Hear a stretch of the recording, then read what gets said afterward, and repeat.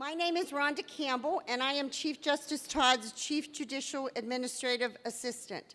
It's a big title. Thank you all for coming today to be with us on this wonderful occasion. It is my pleasure to introduce to you Justice Todd's college roommate and dear friend, concert pianist Robin Malloy Goldsby, for the prelude.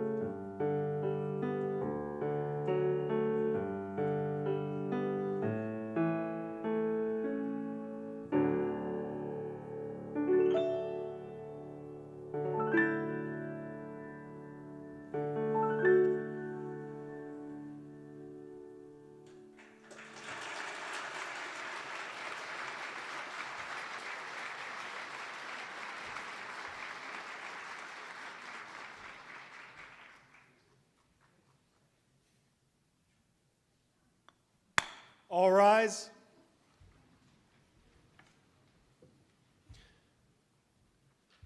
The judges of the Superior and Commonwealth Courts of Pennsylvania, the United States District Courts of Pennsylvania, the Courts of Common Pleas of Pennsylvania, and the Magisterial District Courts, and the deans and faculty of the University of Pittsburgh School of Law, the Thomas R. Klein School of Law of Duquesne University, and the Villanova University Charles Woodger School of Law.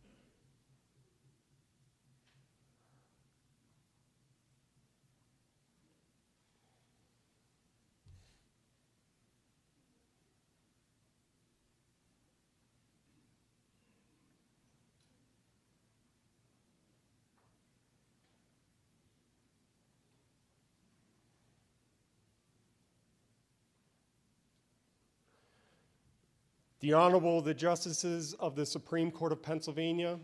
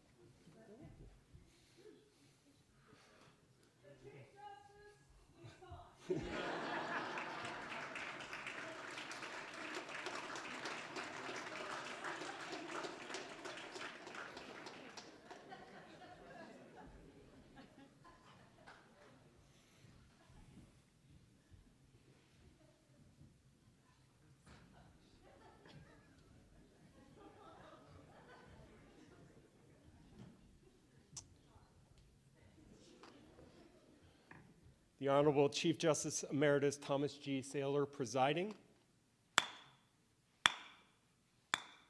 Oyez, oyez, oyez. All persons having business before this court may now appear and they shall be heard. God save the Commonwealth and this honorable court. Please remain standing for the Pennsylvania State Police Ceremonial Unit.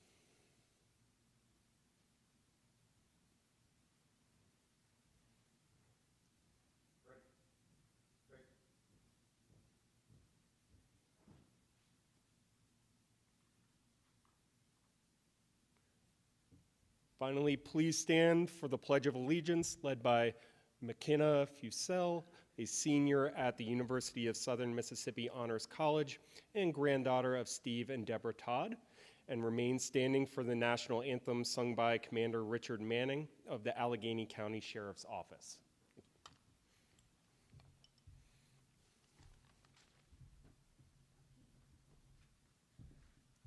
Please join me in saying, I pledge allegiance to the flag of the United States of America and to the republic for which it stands, one nation, under God, indivisible, with liberty and justice for all.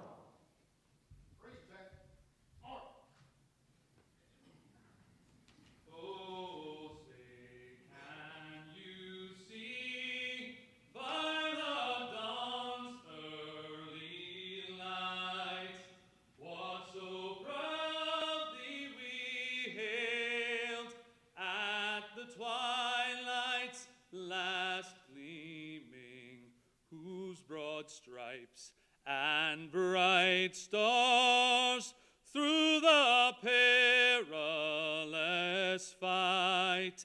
O'er the ramparts we watched were so gallantly streaming, and the rockets' red glare, the bombs bursting in air, gave proof through the night that our flag was still there. Oh, say does that star-spangled banner yet wave o'er the land of the free and the home of the brave.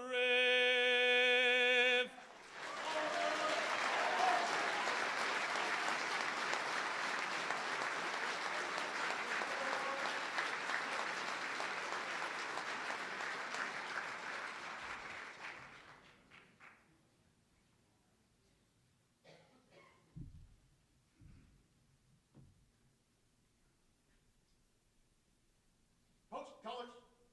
Coach.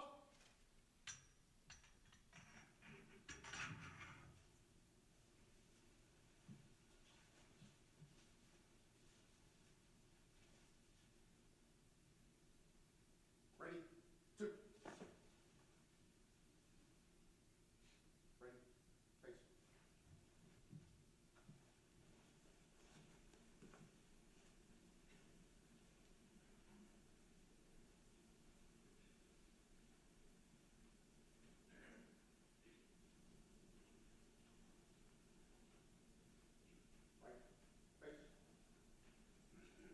Forward, mark.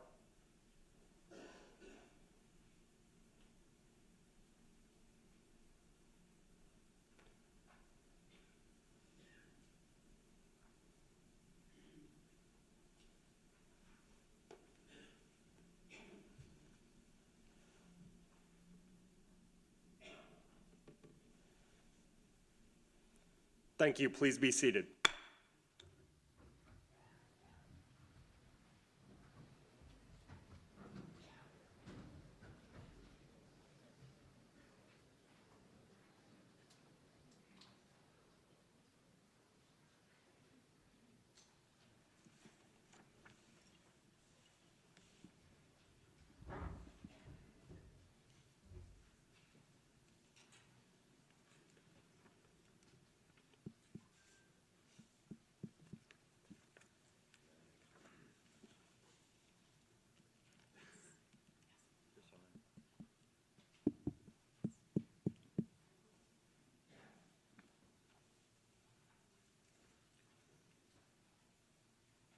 Good afternoon. I'm pleased to welcome everyone to this special session of the Supreme Court, convened for the purpose of formally inducting the Honorable Debra Todd as Chief Justice of Pennsylvania. This occasion is particularly momentous as she becomes the first woman to occupy this high office in the court's long history, now entering its 301st year. Having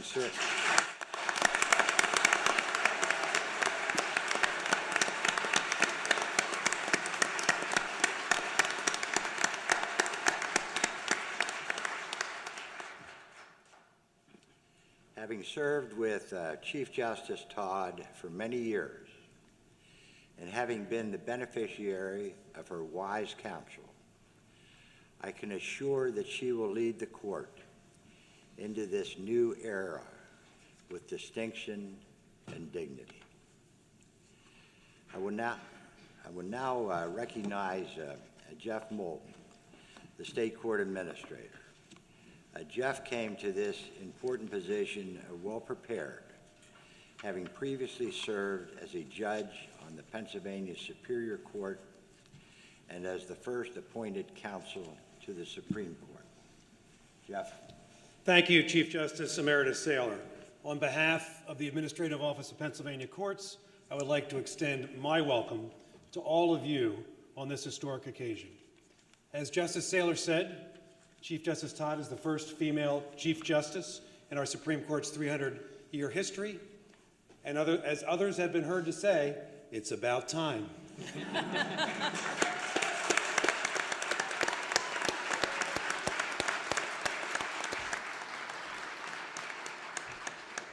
I know this moment means a great deal to so many people, including, I will say, court employees at AOPC and throughout the Commonwealth. As you can see, we have a power-packed program here today, as is appropriate to the occasion. I've been assigned the task of keeping everything on track and on time. So if the speakers stick within their assigned time limits, we should finish at a reasonable time. If not, we may be here for a long time. I think you know who you are. So for the speakers, I just have a bit of housekeeping. When you're on deck to speak, please be ready to come up to the podium quickly. We can't afford to be like the Academy Awards when it takes what seems like forever to somebody to scoot through everybody else and come up.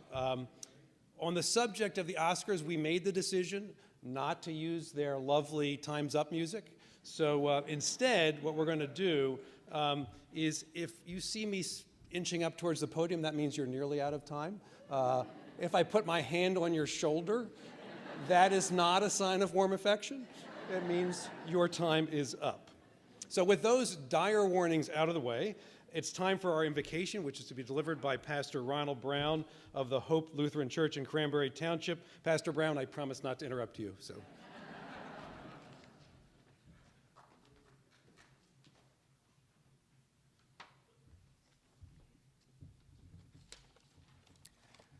Let us pray. Lord of all, you have declared what is right, to seek justice, to love kindness, and to walk humbly with you.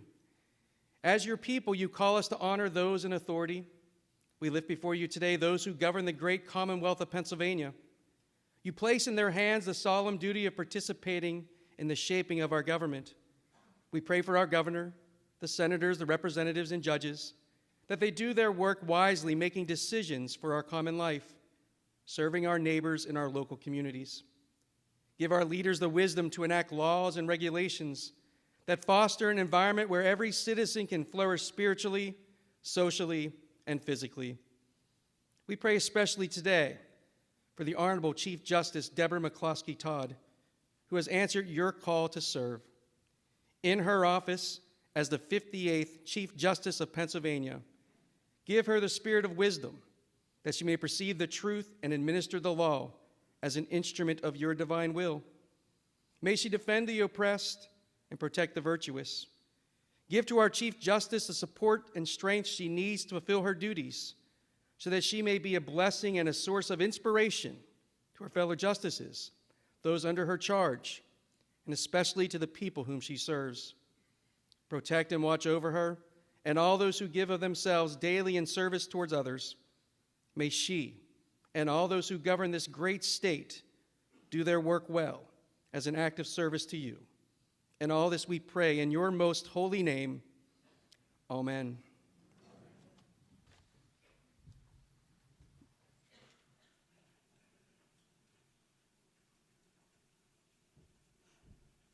Thank you, Pastor Brown. Chief Justice Todd and all of us here are particularly honored to have with us today a man who really needs no introduction, the 48th Governor of Pennsylvania, Josh Shapiro.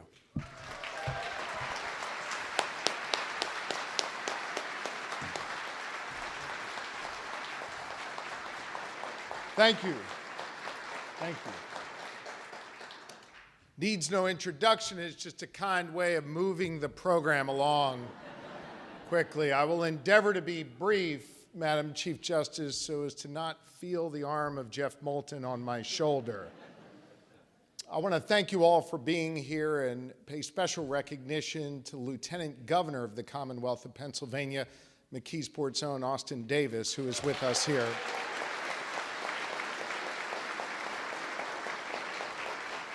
And of course, it's an honor to be standing before the women and men of the Pennsylvania Supreme Court, as well as the other judges who are with us today. I mean no disrespect to you judges to refer to you as other judges, but when you're standing here with the Supreme Court, that is, I think, the proper way to address you. I also just want to say a special thanks to the staff who's here from the late Chief Justice Max Baer.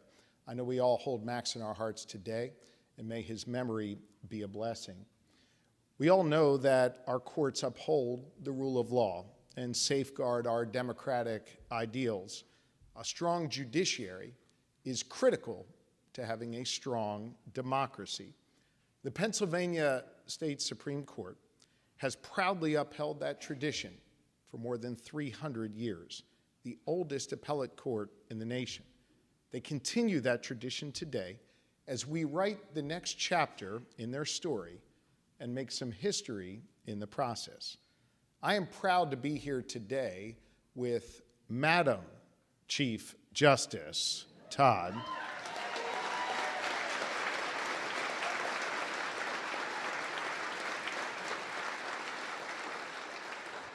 And fittingly to be not in our state capital, but in Madam Chief Justice's hometown.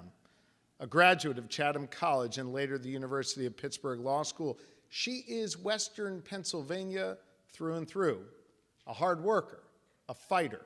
She's got that steelworker sensibility, certainly from her dad. And she is a distinguished public servant. The chief has made Pennsylvania better through her wisdom, her leadership, and most importantly, her heart. The chief really cares. I've come to know her through her elder justice work, where you see not just the wisdom of her ways, but the big heart she has. She indeed listens with her heart. Debra Todd swearing in today is not just making history, it's also inspiring the next generation of leaders. Women and young girls in Pennsylvania need leaders that they can look up to in our justice system and beyond. As a father to a young woman, thank you.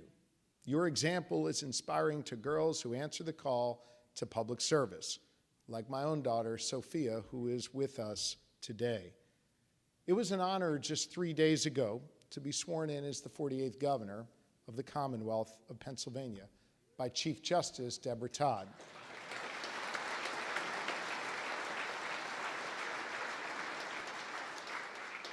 And as I was up there, I was feeling the weightiness of the moment, a bit overcome by emotion.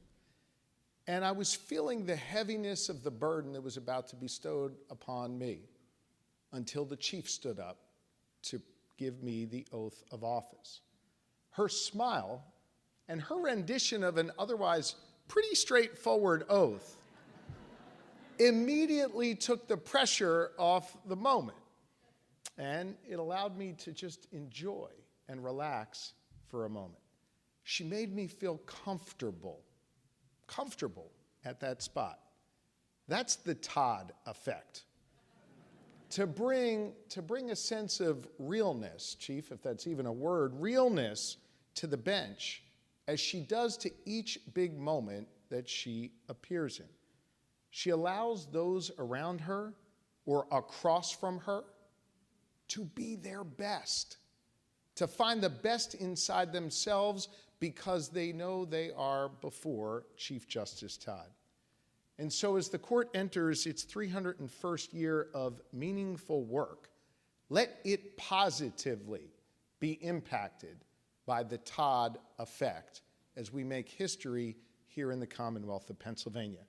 And so, Chief Justice Todd, to you and your fellow justices, may wisdom and the pursuit of justice continue to guide the work that you all do each and every day. I am proud to be the governor of the Commonwealth of Pennsylvania, particularly because I have the honor of serving in government with all of you. Thank you, God bless you, and I wish you the very best.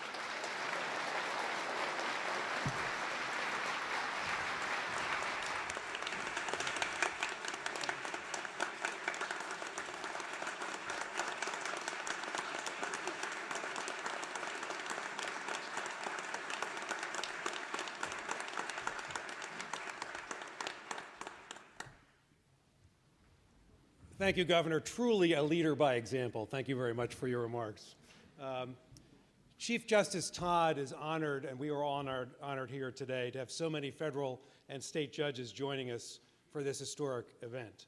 These include Chief Judge Mark Hornak and the judges of the United States District Court for the Western District of Pennsylvania, President Judge Jack Piniella, and current and former judges of the Superior Court of Pennsylvania, President Judge Renee Cohn-Jubileer, and current and former judges of the Commonwealth Court of Pennsylvania.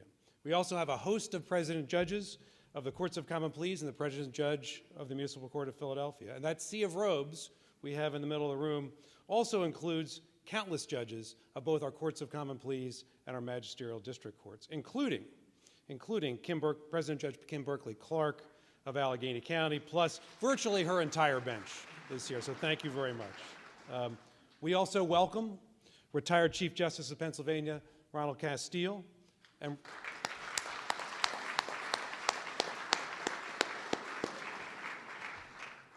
retired Justices Sandra Schultz-Newman, Seamus McCaffrey, and Cynthia Baldwin, as well as former Justice and President Judge Emeritus of the Superior Court, Coriel Stevens. So thank you all so much for being here.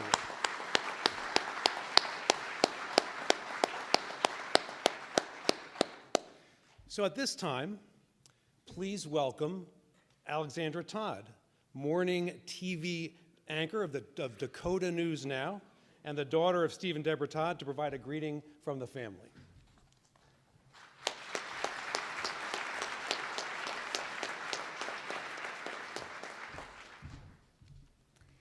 Well, it's a tough act to follow the governor, but I'm going to try.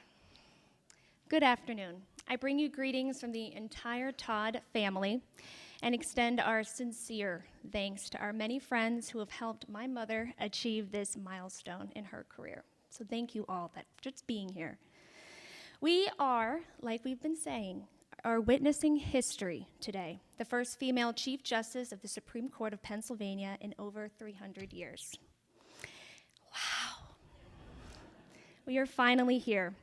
My family and I have waited for this day for a very long time. My mother, Deborah McCloskey Todd, is my idol and my hero. I aspire to be 1/10 of how amazing, successful, and kind she is. She started her journey in Elwood City, Pennsylvania. In fact, she was recently inducted into the Lincoln High School Hall of Fame.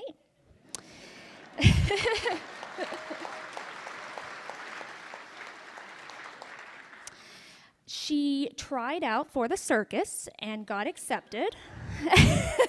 We're glad she didn't go that route because she is making a difference here for the women in this state to truly show how a woman can succeed in anything she puts her heart into. My mom has always told me nice girls can get the corner office.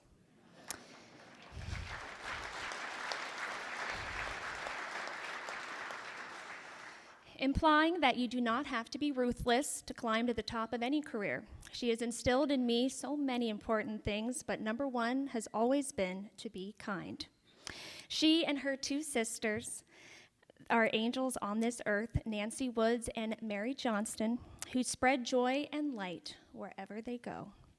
I feel lucky to be in the same family as them because I am inspired by them every single day. We have hit some roadblocks and bumps along the way to this amazing day, but none we could not overcome. When I was 5 years old, Steve Todd, my father, and I began handing out emery boards, flyers, pins, sweatshirts, mugs, and putting up signs campaigning for my mom at countless county fish fries, spaghetti dinners, and a million other events. But it has all been so worth it to watch her shine extra bright today. My father has been the backbone of our family. I have always admired how he supports my mother in a myriad of ways.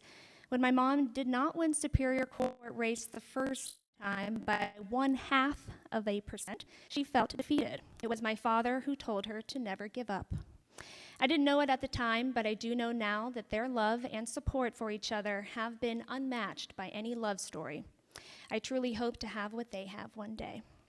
They are such a powerful team, and I am lucky and blessed to have been part of the journey to help her get here today. She will thank the countless wonderful Pennsylvanians who helped her in every campaign from her office and all 67 counties.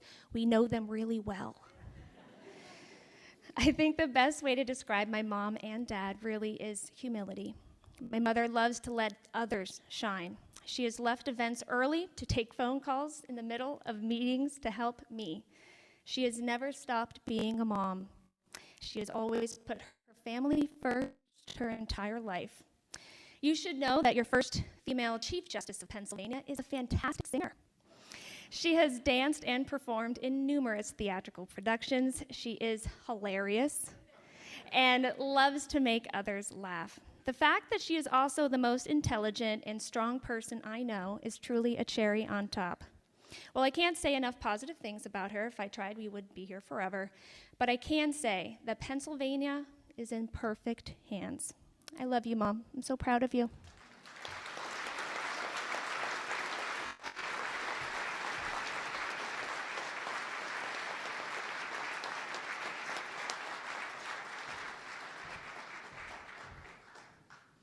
Thank you. Well, thank you so much. In addition to daughter Alexandra, we are honored to have a very large contingent of family members here that I want to recognize, starting, as he's already been mentioned, the Chief Justice's husband, Attorney Steve Todd, their son, Dr. Jason Todd, their granddaughter, McKenna Fusel, who we heard earlier recite the pledge, the Todd's de facto daughter and former au pair, Maria Zaparenko, and her fiancé, Dara O'Malley, sisters and brothers-in-law, Mary and Bruce Johnston, and Nancy and Jim Woods, their niece, Dr. Emily Summers, their nephews, Jeffrey Woods, Jim Woods and his wife, Laura, their great-niece, Julia Woods, and their great-nephew, Quinn Summers. I also want to welcome the extended family, including the Hollerman and Swager families, as well as the Chief Justice's classmates from Lincoln High School, Chatham College, and Pitt Law School. Again, many thanks to all of you for participating in this historic event.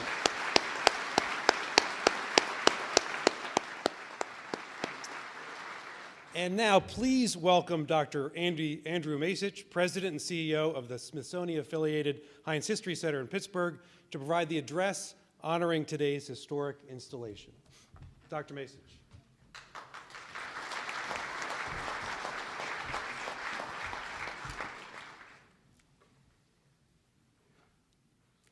Madam Chief Justice, honored guests, and may it please the court.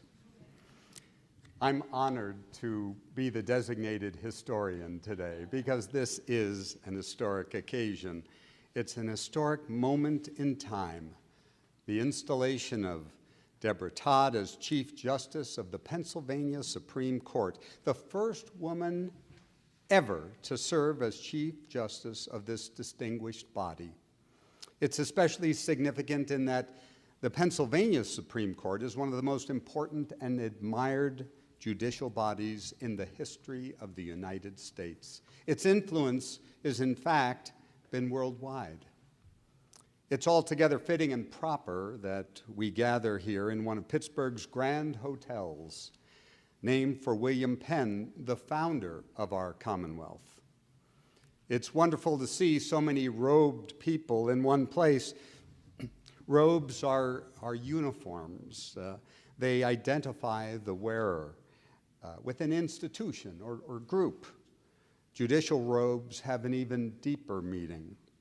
Here in America, judicial robes initially fell by the way as too ostentatious and, well, too British.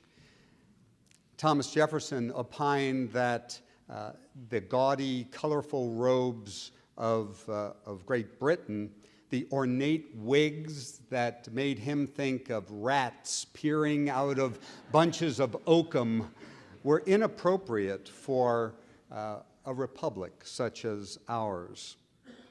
In 1801, U.S. Supreme Court Chief Justice John Marshall began wearing a simple black robe, unadorned.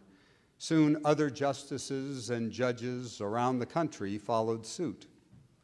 Sandra Day O'Connor, the first woman to serve as a Supreme Court justice, noted that every federal and state judge in the country wears a very similar, simple black robe, which symbolizes all judges are engaged in upholding the Constitution and the rule of law.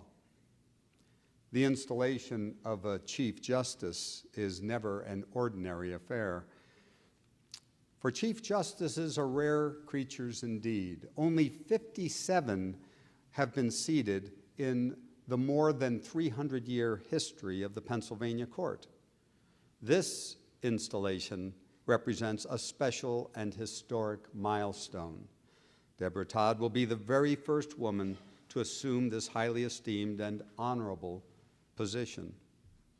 It should be noted here that some scholars debate how many Chief Justices have there been since 1681 here in Pennsylvania. Our late Chief Justice, the Honorable Max Baer, delved into this matter and discovered that the first Chief Justice, William Crispin, died at sea before he reached America's shores. Should he be counted? Chief Justice Baer calculated that if Crispin was not counted, he would be number 56. If Crispin was counted, Baer would be number 57. Well, Max was Pittsburgh born and raised, and here we take Heinz's 57 varieties very seriously. Yinzers, they say, bleed ketchup. So Max Baer became Pennsylvania's 57th Chief Justice. Perhaps some historical perspective is in order. It's true that under William Penn's proprietorship of Pennsylvania since the 1680s, there had been a provincial court system.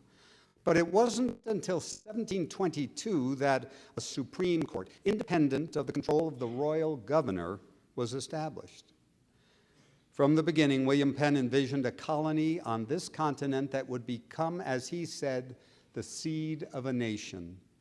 The court system and the Supreme Court that evolved in his Commonwealth became the seed and model for appellate courts in America and beyond. Life wasn't easy for those early Supreme Court justices. All of them were men of known integrity and ability, who were required to be both physically as well as mentally fit as they rode circuit across the sylvan hills and valleys of the vast province of Pennsylvania. The Supreme Court then provided both trial and appellate services. These early justices broke new trails, literally and legally. When the American Revolution came, the Pennsylvania Constitution of 1776 provided the model for other states. And after independence, the framers of the United States Constitution saw the Pennsylvania Supreme Court as the prototype for the U.S. Supreme Court. The founders weren't just winging it.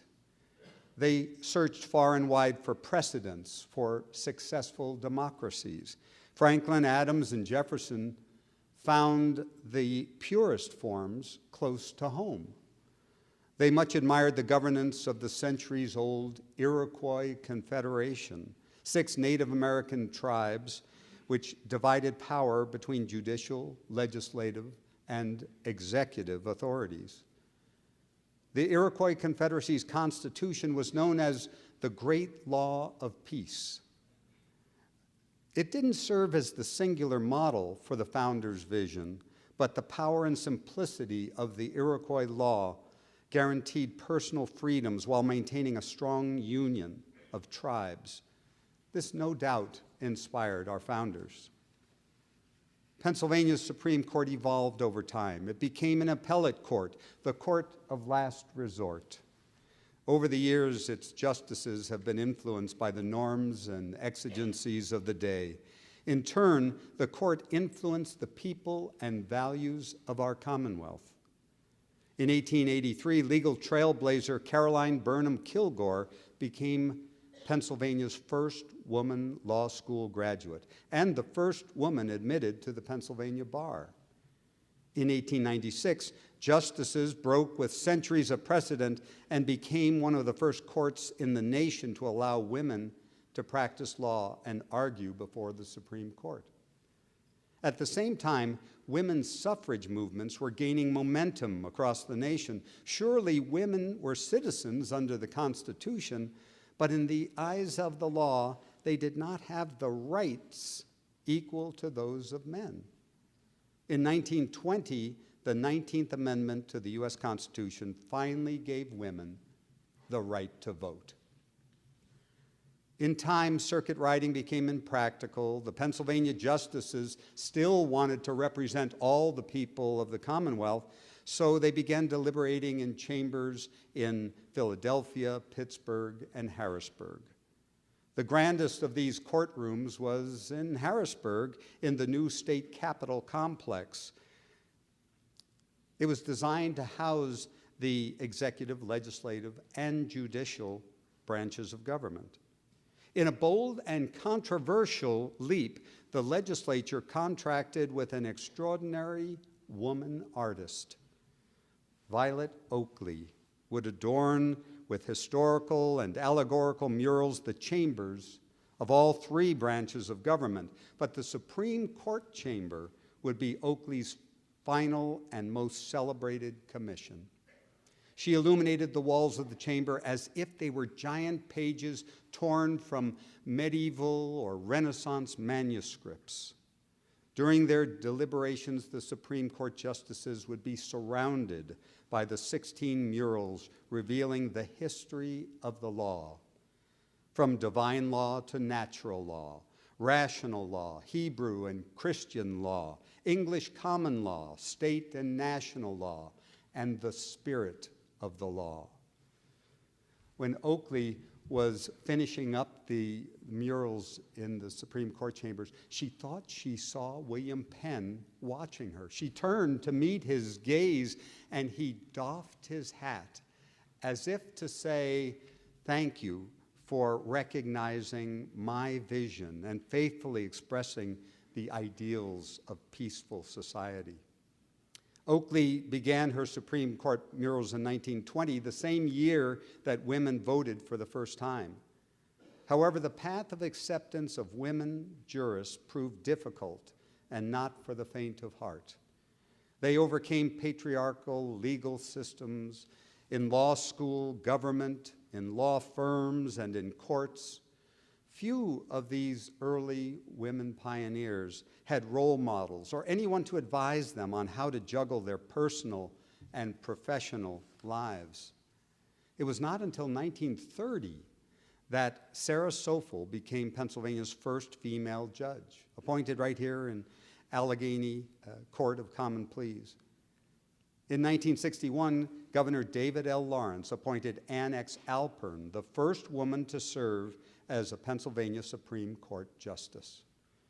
A University of Pittsburgh law school graduate, Alpern was also the first woman to serve as a city solicitor for a major American city, and she was the first to serve as Pennsylvania's Attorney General, first woman, in fact, in the nation. Today, 30% of Pennsylvania's active judges are women. 3 of the 7 Supreme Court justices are women. Christine Donahue and Sally Mundy have joined Deborah on the bench. An astounding 71% of the Superior Court judges and 67% of the Commonwealth Court judges are women. It's hard for us to even imagine the challenges overcome by these pioneering women. Too few know the trials and tribulations of our forebears and our beginnings as a nation and as a commonwealth. In fact, only 4 out of 10 Americans today know enough basic history and civics to pass the citizenship test, the very test that the U.S. Citizenship and Immigration Service administers to new citizens. About a quarter of those 100 test questions relate to the judicial branch and the law. Questions like, what does the judicial branch do? What is the supreme law of the land? What do we call the first 10 amendments? And what is the rule of law? Those of you who have dedicated your career and the days of your life to public service, the law, and the interpretation of our constitutions would be dismayed to learn that most Americans don't even know what the 3 branches of government are. As educators and civic leaders, we have our work cut out for us as the 250th anniversary of our nation approaches in 2026. Shortly after Christmas in 1753, young George Washington trekked to this place here at the confluence of the Allegheny, Monongahela, and Ohio rivers. We now call it Pittsburgh. In Washington's time, it was known simply as the Forks of the Ohio. The governor of Virginia, Robert Dinwiddie, had tasked the 21-year-old Washington with confronting the French, who also claimed these lands. But before Washington passed the point at the confluence of the 3 rivers, he made certain to pay his respects to Queen Aliquippa, an Iroquois sachem, a Seneca, who held sway over the Delawares, Shawnees, and the European traders who dared exchange their wares in the western wilds.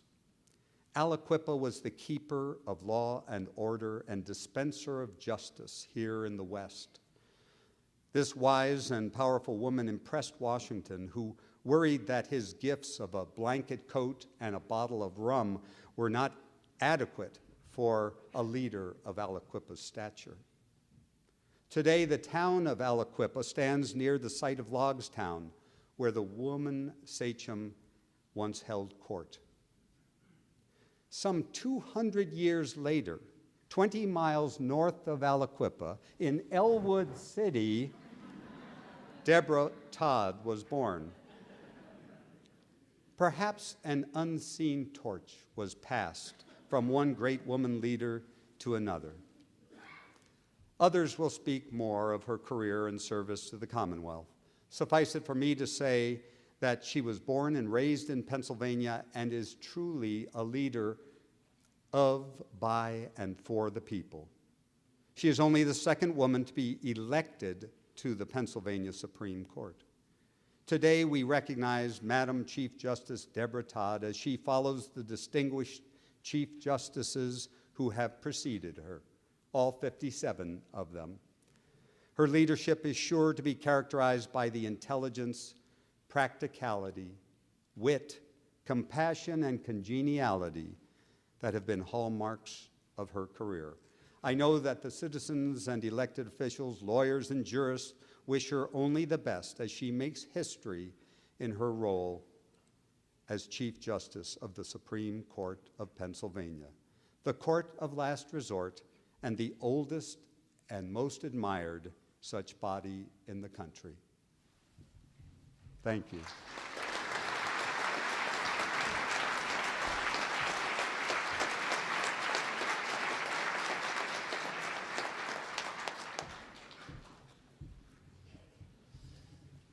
Thank you, Dr. Masich. I want to mention that the sea of robes in the back is not confined to judges, but we have a lot of academic regalia here as well. And Chief Justice Todd's honored to have the deans and faculty from the following law schools with her today.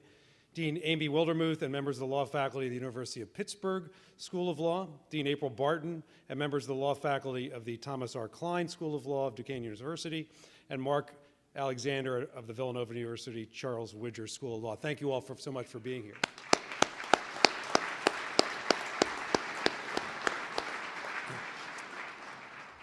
We are also honored to have many public officials with us here today, and I'm going to recognize those that I have on my list in the full knowledge that I will manage to leave someone out, and please accept my apologies for that in advance. From the executive branch, in addition to our governor, we have Lieutenant Governor Austin Davis, we have the 46th governor of the Commonwealth, Tom Corbett, and we have Acting Attorney General Michelle Henry. All thank you very much for being here.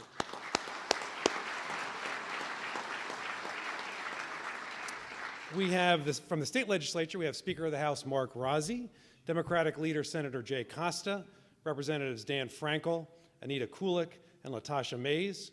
We have Senators Lindsey Williams and Sharif Street, and we have former Speaker of the House Mike Turzai. Thank you all for being here.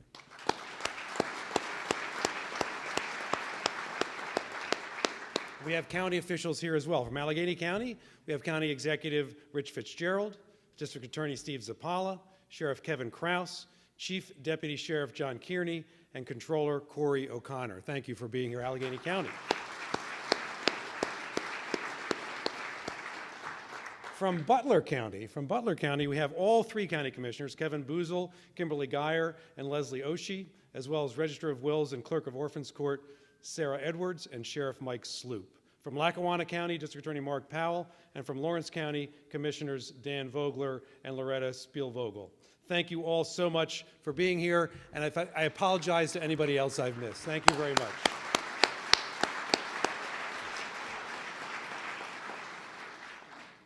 On the subject of public officials, I now want to welcome to the podium Councilman Bobby Brown, representing District 1 of the City of Philadelphia, to read a proclamation. Councilman Brown.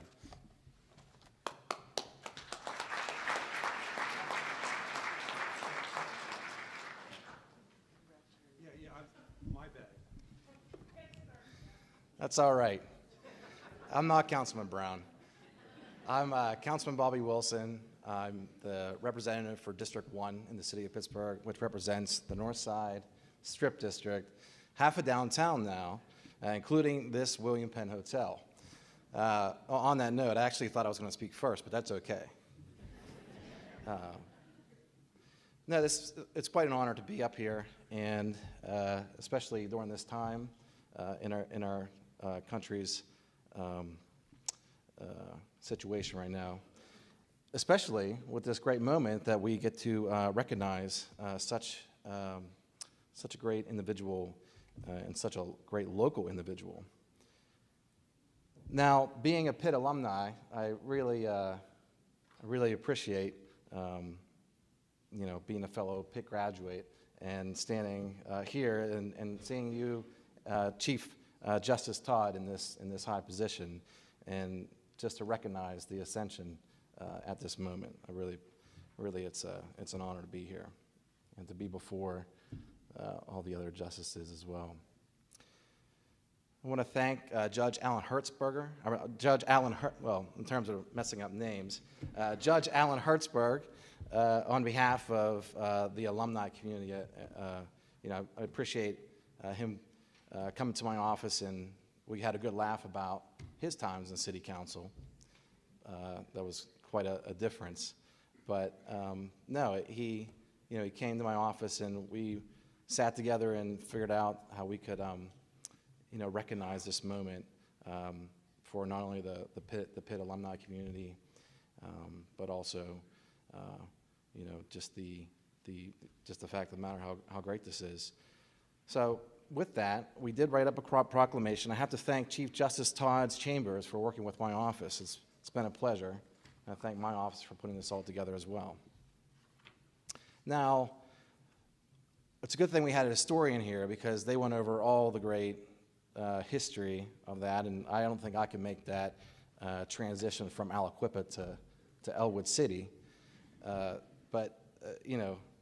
we did want to put it all into record, though, of all the great achievements that the Chief Justice Todd has accomplished, and most of the history that was stated previously. So I won't go over all that, because that's already been very much covered. But whereas Chief Justice Todd is only the second woman elected to the Supreme Court of Pennsylvania, and is today the first female Supreme Court justice in the 300-year history of this oldest appellate court in the United States of America.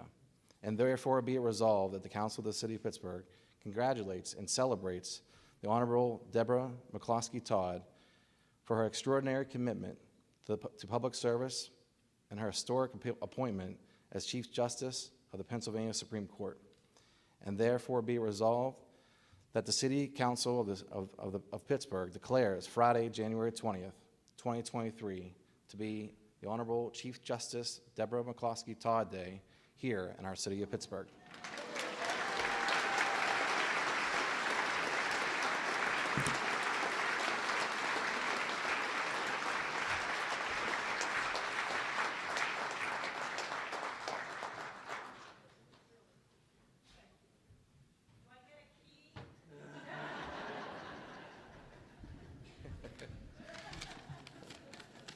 That's a good one. I don't have a comeback.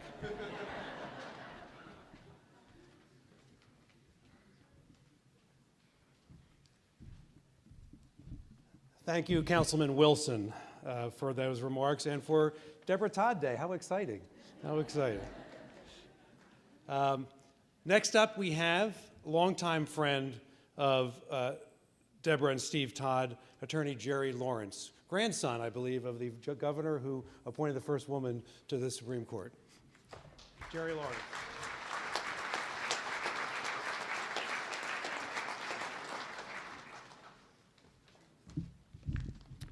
Thank you, Jeff. I think with a little work, I can get you some work doing this in California, maybe. Madam Chief Justice, members of the court, it's my privilege to today congratulate and honor the Chief Justice by sharing some stories that show her many special qualities. Those who have experienced it know that a judicial campaign is not about luxury motor coaches and large traveling parties. The judicial campaign involves the candidate traveling with maybe one staff person or a family member sometimes traveling alone, to go to often small gatherings where they have a few moments to show their superior legal acumen, their great intellect, and do it all while being charismatic and charming. It's grueling, it's exhausting. The highs and lows bring out the best and the worst, but they reveal a couple of moments today to tell you some of those stories that talk about and exhibit the great character of the Chief Justice. I met the Chief Justice prior to the 1997 campaign, when she was, as the coffee mug said, the superior choice for Superior Court. The voters didn't think so that year, but 2 years later they did. And I remember very poignantly a telephone call we had the day after the 2005 retention election, when I said, you know, there's a great opportunity on the horizon. And through all that time, over those years, I spent a lot of time meeting up with Debra and Rhonda, Debra and sometimes Alex, Debra and Steve, outside of airports or hotels, going to meetings and experiencing those many campaign moments that reveal who you are and what you're about. Here's a few of those moments. Most of you know judges can't fundraise, and that task falls to others. During the Chief Justice's first race, you couldn't electronic fundraise the way you do now, so everything involved checks. And that created this problem of how do you timely get the checks back to home base to get them deposited and cashed and timely spent. And I remember dropping Debra at the airport in Philadelphia late one night for the last flight back to Pittsburgh, and I had an envelope, and I didn't tell her what was in the envelope, and I didn't tell her being a courier isn't part of fundraising, it's being a courier. But she looked at me and she said, I don't want that. She said very tersely to me, I never bend a rule. And that's one of the Chief Justice's best qualities. She's the highest integrity and respect for the law that we saw in that moment, that I've seen from her at every moment since then. On another occasion, this time in 2007, outside the Marriott in Philadelphia, I met her and Steve, and I started getting some luggage out of the back of the Suburban with Steve. And there were these two boxes, and I thought, you know, what are they going to do with these two banker boxes of stuff? It's 10 o'clock at night. They're leaving first thing in the morning. And she said, wait. I need those boxes. That's my homework. The then Superior Court judge says, I'm a judge on the busiest court in the United States. I don't go back to the hotel early to get sleep. I do my work while you're out smoking cigars with your buddies. The Chief Justice's work ethic and diligence is beyond compare. You know, a final story reveals perhaps the most important part of the Chief Justice's character. It's familiar to those of you who were here in 2008 because I told it then. And I think those who closely read her opinions see how her compassion, her kindness, and her empathy balance out her no-nonsense approach. But it was manifest, and I saw it on a cold street corner, Philadelphia's Market Street. After her ringing telephone had gone several times unanswered, it was that catchy special tune that lets you know it was Alex that was calling. I knew the meeting we were in was going to end really quickly. And as we got down to the street, she took out her phone, and this is pre-iPhone, so it was those old phones that had like little pictures, and she held it very closely, and she examined this most important piece of evidence I think she'd ever looked at in any case to settle a very, very important issue, and that was what shoes were going to best match Alex's dress for the fall dance. Well, you know, the importance, the care, the diligence, and her tender conversation with Alex affirmed what was then one of her television commercials. The tagline of that commercial was, "It's about time for a wife and mother to serve on the Pennsylvania Supreme Court." And it really has been and continues to be. You know, detractors have long said that Pennsylvania's system of elected judges is broken. You can't look at the Chief Justice and say that. You can't look at this bench and say that. That system, that collective odyssey that you experience when you start here in the 14th Ward Democratic Club, and then you go to the fish fries, and you travel across the state, and back in the day you'd end in Marge Tartaglione's basement in the 62nd Ward in Philadelphia. That process has the intended effect because it reveals great character. It revealed Judge Todd's great character. It lets the cream rise. It permits the voters to do what they most often do, and that is to make the right choice. Another of the Chief Justice's 2007 television commercials stressed the virtues that are very important to her character. And she talked about, and this is the quote from the commercial, the importance of hard work, the value of faith, and the difference between right and wrong. From my own experience, and as we've all experienced in her many years on the bench, we know those things to be true. Madam Chief Justice, again, congratulations. God bless you. God bless the Commonwealth.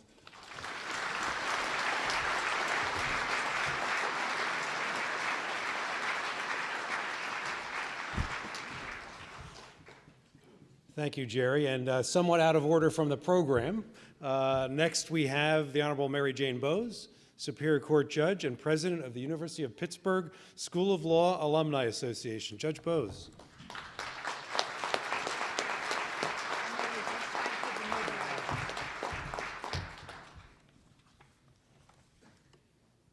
Madam Chief Justice, doesn't that sound great?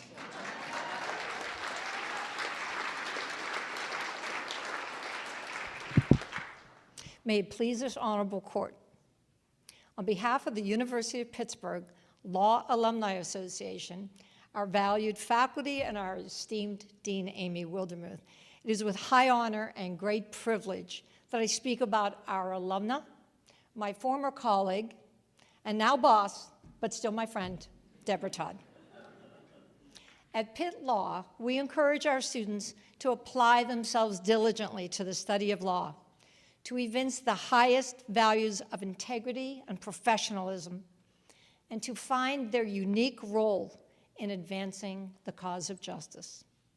Debra Todd has done all that. The alumni of Pitt Law are exceedingly grateful that she chose our school for her legal education. While there, Debra excelled as a student, was named to Law Review, authored 2 publications, interned at the District Attorney's Office, and served as a research assistant. After achieving success at Pitt Law, she began her career at U.S. Steel and soon developed a reputation as a renowned civil litigator handling major complex litigation. While her legal career was the culmination of a long-held dream, her true destiny lay beyond the practice of law, but in the judiciary. I think we would all agree that while the legal profession is a demanding one, the judiciary is demanding in its own way. But the person we are celebrating here today made it all look easy. Debra dissected the briefs, untangled the law, devised an apt approach, and crafted a writing that was crisp, clear, concise, and convincing. Preeminent jurist Ruggiero Aldisert once observed that if a judge wants to write clearly and cogently, the judge must first think clearly and cogently. Judge Todd hit the mark. Her finished product was so logical that it seemed to write itself, but we all know the difficulty and long hours that went into it. Judge Todd did it flawlessly, employing her high intellect, her boots-on-the-ground experience as a seasoned litigator, and her graceful writing. When it came to opinions by Judge Todd, the issues were hard, but the reading was easy. And that is the ultimate goal of a judicial decision, a result that is understandable to the attorneys and judges from Conshohocken to Connoquenessing, from Tionesta to Tunkhannock, and everywhere in between. Intellectually curious, she seized upon an opportunity to earn an LLM from the University of Virginia School of Law, all while maintaining a full judicial load on one of the busiest appellate courts in the country. Her significant in-depth legal experience, her highly acclaimed judgeship on the Superior Court, and her advanced legal education all positioned her for service on the Supreme Court of Pennsylvania. Her jurisprudence on our High Court reflects a justice who applies the law fairly and impartially according to the cherished ideals enshrined in our Constitution and in the rule of law. In addition to her legal and judicial accomplishments, Justice Todd's life has been a model of servant leadership. She has promoted access to justice by innovative judicial initiatives, led numerous nonprofit and community organizations to aid the disadvantaged, served the arts to nourish the soul, and committed her time and considerable talents, including her beautiful soprano voice, to her church for the greater honor and glory of God. She has received countless accolades and awards and honorary degrees.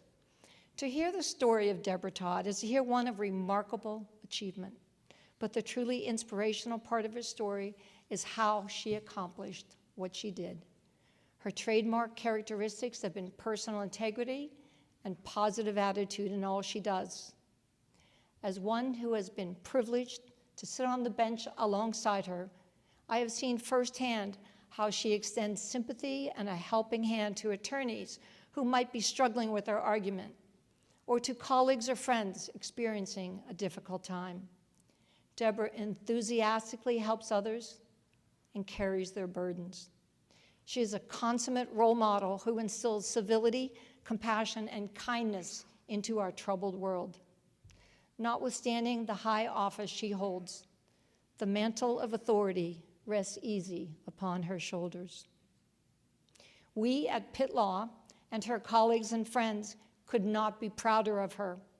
In advancing the cause of justice, she has carved a unique pathway that no one in the history of Pennsylvania has trod before, as the first female Chief Justice of the oldest Supreme Court in the country.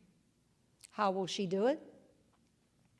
With a thirst for transformational justice, with unending grace and dignity, and with a smile on her face and a song in her heart. Congratulations, Madam Chief Justice Todd, and hail to Pitt.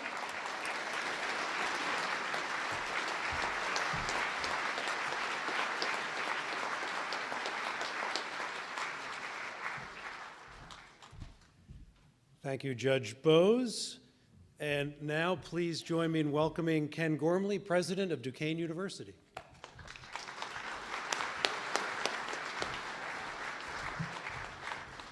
May it please the court and honored guests, I have the privilege of serving as the 13th president of Duquesne University, before which I served as a faculty member and dean of the law school, and I've studied and written about the Pennsylvania Constitution, the Pennsylvania Supreme Court, and justices on this court for nearly 40 years. I've edited a 1,000-page treatise on the Pennsylvania Constitution, so I could tell you about some of Chief Justice Debra Todd's most masterful opinions, including League of Women Voters of PA v. Commonwealth, 178 Atlantic 3rd, 737, which has been recognized nationally as a model of thoughtful analysis on a challenging topic, partisan gerrymandering. I could talk about the unique role of the Chief Justice on this court, the oldest court in North America. I've been privileged to work with a half dozen of the chiefs over the years, but today instead, I'd like to share a few personal reflections. Debra and I both started the practice of law together in the early 1980s, and even then, it was clear she was destined for great things.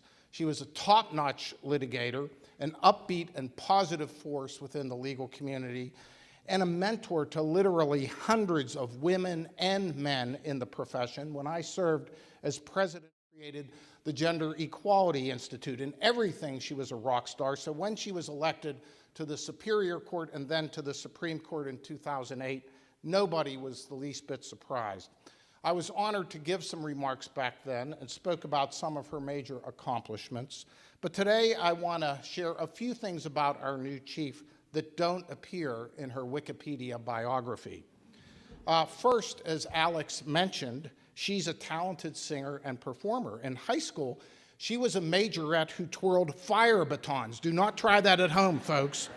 At the annual Bench Bar Conference, Debra was a veteran member of the ACBA Players. One time I remember her tap dancing with a black hat and white gloves. Another time she wore a purple sequin gown, dressed like one of the Supremes, and sang, "Stop in the Name of Law."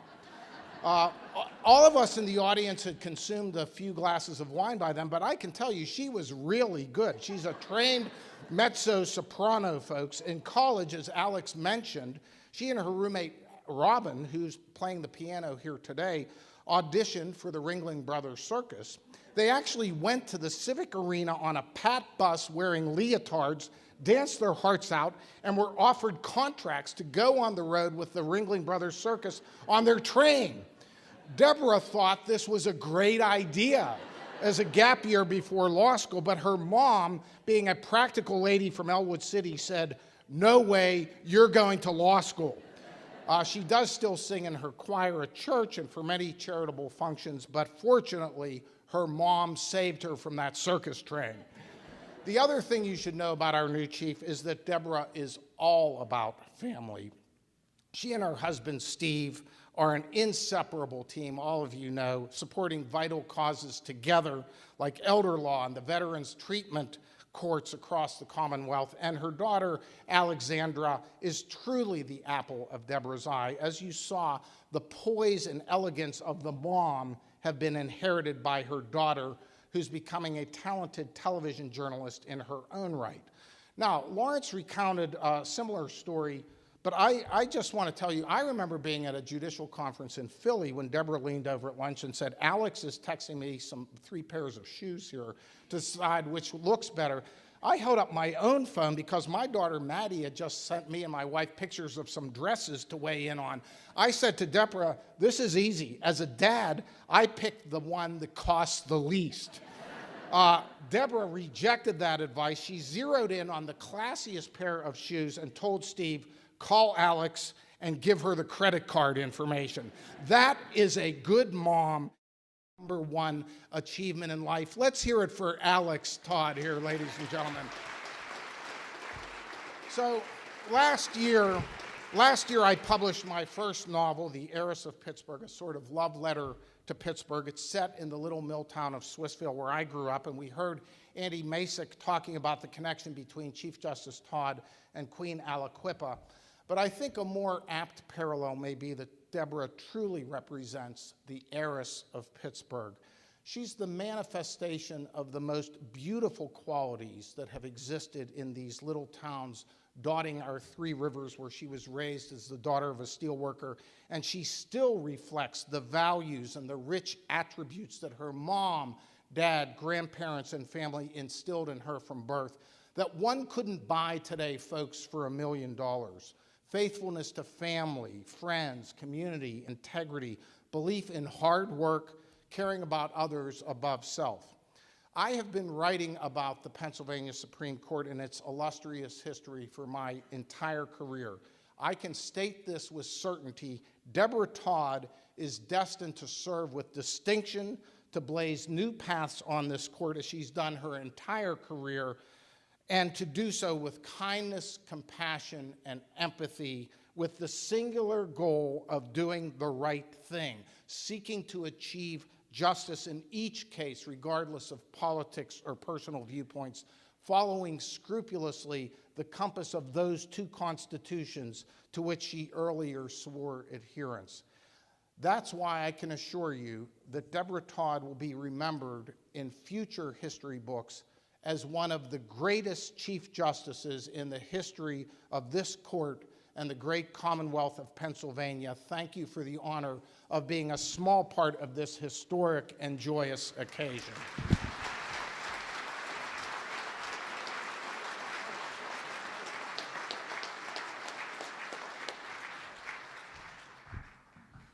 Thank you, President Gormley.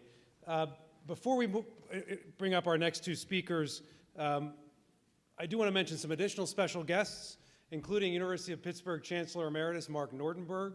We have bar leaders here who helped make this event possible, including Pennsylvania Bar Association President Jay Silverblatt and longtime Executive Director Barry Simpson, Allegheny County Bar Association President Erica Laughlin and Executive Director David Blainer, and Philadelphia Bar Chancellor Mark Zucker. Thank you very much for all you've done for this program.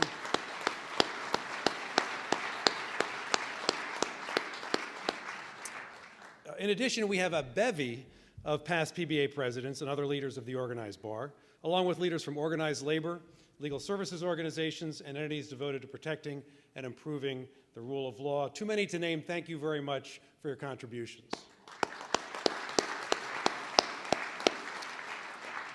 So our next two speakers coming to the podium together are Robin Goldsby and Margaret Malozzi, Chief Justice Todd's college roommates from Chatham College. Robin, who we heard play earlier, is a Steinway artist, a concert pianist, author, and composer based in Cologne, Germany. And Margaret is an actor, writer, creator, and producer of corporate films in Providence, Rhode Island. Please welcome Robin and Margaret.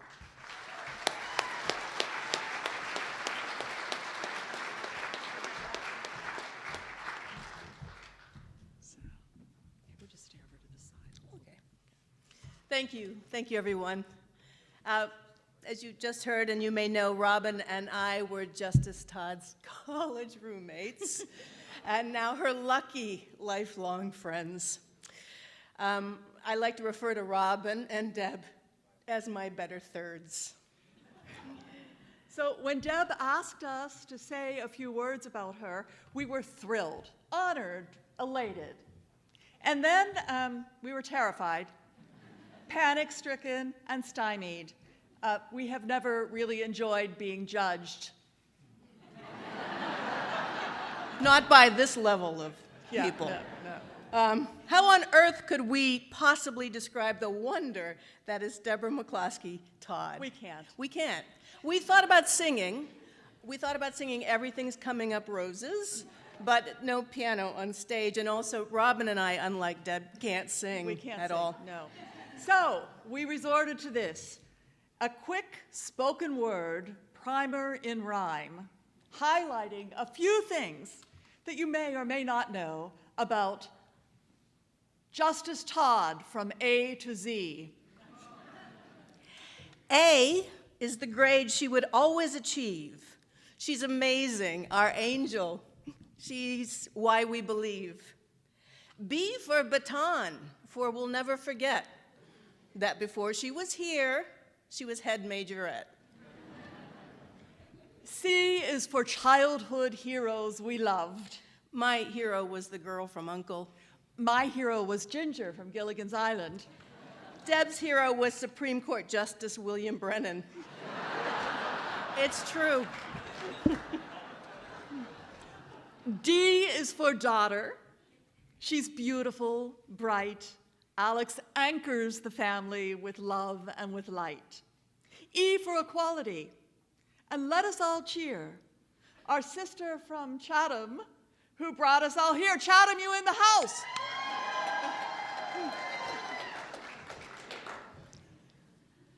F is for friendships, the old and the newer.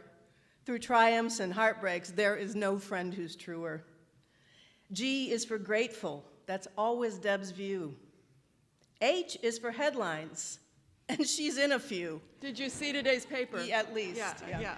Okay, possibly the most telling headline was the one in Deb's hometown newspaper, the Elwood City Ledger. Date, August 8th, 1974. The headline, Debbie McCloskey named Lawrence County Junior Miss. Below the fold, in small type, was the single sentence, Richard Nixon resigns, story page 8.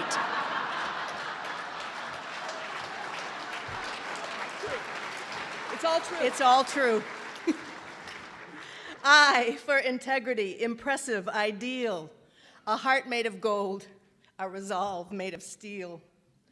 J is for justice, her singular root, it's her goal, it's her grail, it's her constant pursuit. And K is for kite, like the way that she soars. She's breaking glass ceilings and opening doors. L is for loved ones, and she's got plenty of those. The kin she was born to and the family she chose. We like to call them the Todd Squad. M for McCloskey, the Mrs. and Mr., the wonderful parents of Deb and her sisters. Okay, so we personally knew Harry and Blanche. And Deb, they loved you to the moon and back, to right here. Yeah. Oh, opportunity knocks. Deborah answers the call, and whatever she does, it is good for us all. P is for Pittsburgh, where she makes her home, with a little time spent in a Harrisburg dome.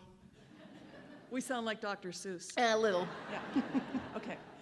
P Oh, you did P. P Yes. for Pittsburgh. And Yes, speaking, that was P, yeah. P, well, speaking of P, Yes.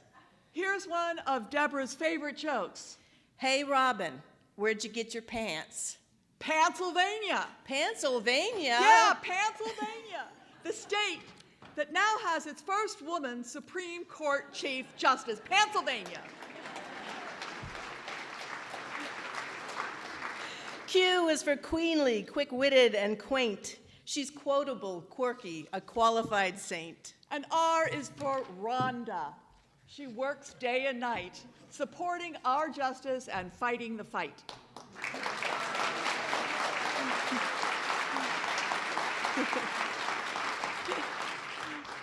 S is for Stephen. He's even, he's strong. The chorus to Deborah's spectacular song. T is for talent, and Debs are unreal. We won't add to this list things like making a meal. You know, she can't cook.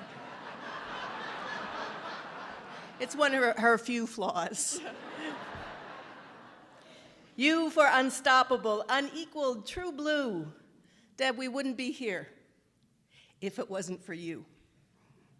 And V is for valiant, our own VIP.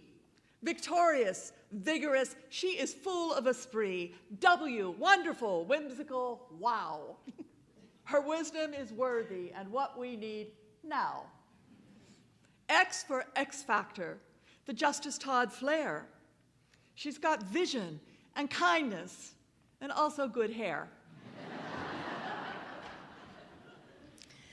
Z is the letter that starts Zelianople. The town that we love and we...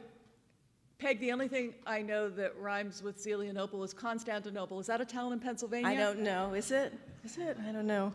Maybe we should stop while we're Maybe. ahead. Okay. Madam Chief Justice, how we love saying that. We hail from a noteworthy group of Chatham College women. But we always knew that you would be the one to make history. Your vision, intelligence, and fierceness are surpassed only by your compassion, loyalty to your friends and family, and hope for the future of the Commonwealth of Pennsylvania. You were courageous back then. You are courageous now. Deborah embodies a unique bravery that visited the young women of Chatham College in the late 70s. She has carried it with her throughout her storied career, never forgetting the promises she made to herself, her community, her state. Now it might be a good time to quote that inspirational, legendary legal precedent. Everything's coming up roses. She had a dream about me and you, baby. She made it come true, baby, and she still ain't through, baby. Kindness, fairness, love, and justice. Madam Chief Justice, our Deborah McCloskey Todd, you are swell. You are great. You are here. Yeah.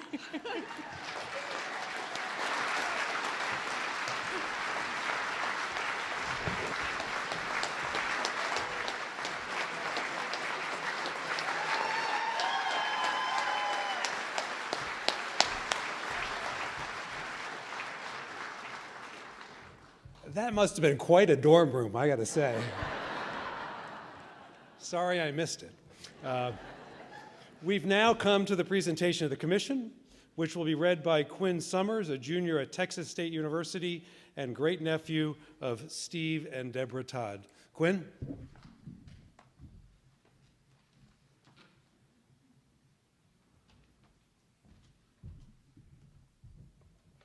Greetings. Whereas a vacancy occurred for the office of Chief Justice of Pennsylvania on October 1st, 2022, and whereas you are now serving by virtue of a commission from the governor as a justice of the Supreme Court of Pennsylvania, and are the justice learned in the law oldest in commission, and therefore by virtue of the Constitution and laws of the said Commonwealth became the Chief Justice. Therefore know ye, that in conformity to the provisions of the Constitution and laws of the said Commonwealth, in such cases made and provided, I do by these presents commission you to be Chief Justice of Pennsylvania. You are therefore to have and to hold the said office, together with all the rights, powers, and emoluments thereunto belonging, or by law in any wise appertaining, from October 1st, 2022, to serve so long as you shall remain a Justice of the Supreme Court of Pennsylvania. Given under my hand and the great seal of the state at the city of Harrisburg this 3rd day of October, 2022.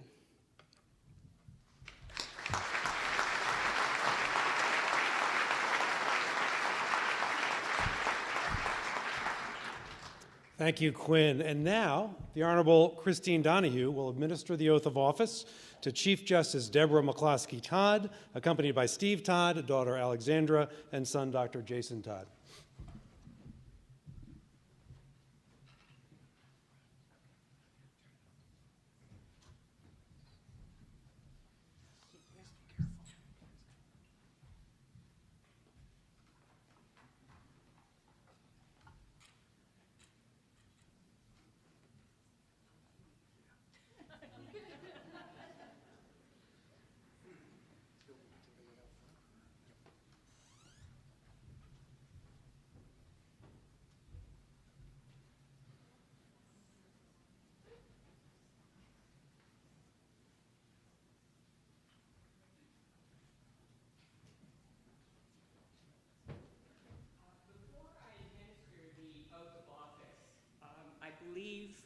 That it is important to make one additional historical note. And I am adapting this history from a statement that then Justice Todd made before she swore me in as a justice on the Supreme Court. This is the first time in Pennsylvania history that a proud daughter of a steel worker is being sworn into office as Chief Justice of Pennsylvania by the proud daughter of a coal miner.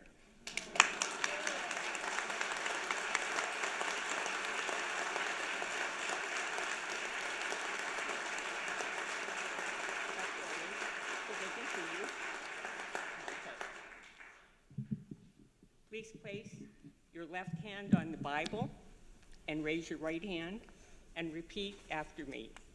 I, Debra McCloskey Todd.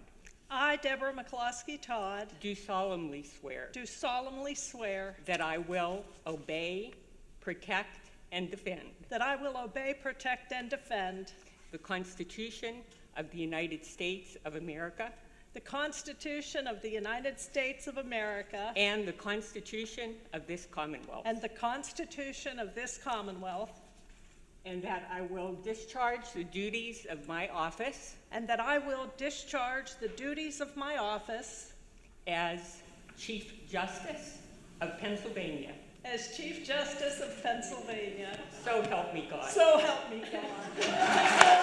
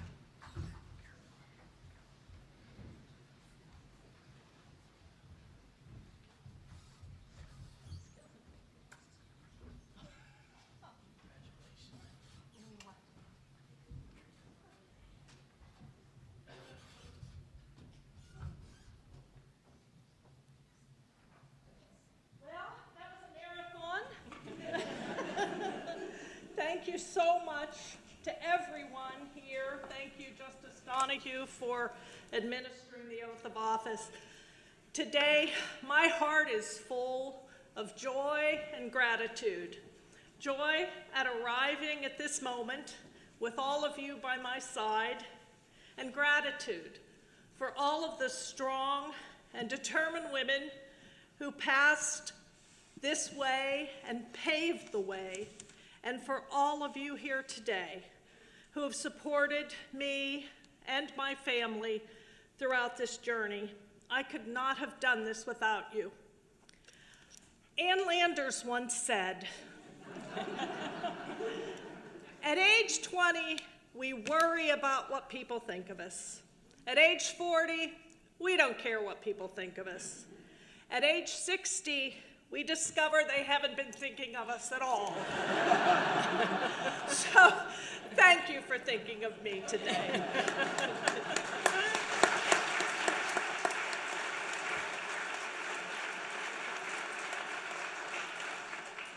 Now, I have so many people to thank, but before I begin, I would like to pay tribute to our former Chief Justice, Max Baer, who, as you all know, passed away unexpectedly at the end of September. Max was a wonderful colleague. He was a beloved friend to all of us on the Supreme Court, and he was a pillar of the judiciary, working hard through the ranks of the Allegheny County Common Pleas Court, where he was administrative judge of the Family Division, and then as a Supreme Court justice, and ultimately as Chief Justice. Max Baer is someone we think about every day. Some of his staff are here with us, Betsy, Michelle. Our sympathy still goes out to you.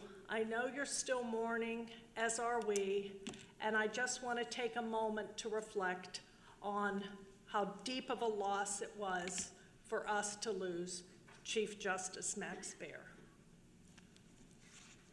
Max worked to transition this administration to me, going back probably a year before he passed away.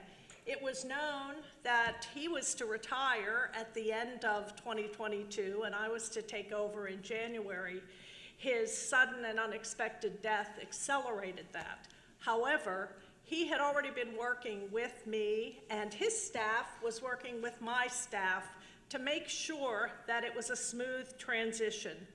And it is because of that generosity that Max displayed, along with the generosity his staff displayed, that we have had a very smooth transition of Chief Justice administrations. I'd like to thank everyone who participated here today. First of all, Governor Josh Shapiro. What an honor for me to have been the person who swore him in. That was an inauguration for the ages. I've never been at a ceremony filled with so much joy and hope and expectation, and it was truly an honor to be a part of it. I'm equally honored that Governor Shapiro made the time just 3 days after taking the oath of office to come to Pittsburgh to be with us today and to give those inspirational remarks. I also thank Lieutenant Governor Austin Davis, who made some history of his own earlier this week as the very first African-American Lieutenant Governor of Pennsylvania. Congratulations.